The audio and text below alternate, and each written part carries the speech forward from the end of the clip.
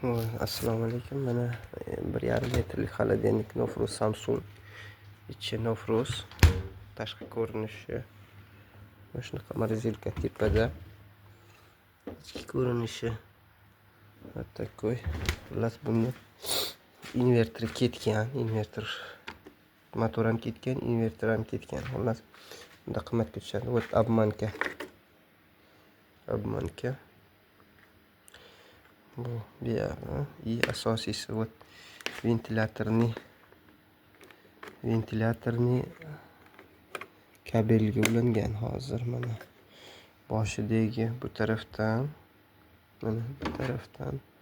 mana bu tarafdan birinchi, ikkinchi, uchinchi kabellar ventilyator, внутренний ventilyatorga ketadi.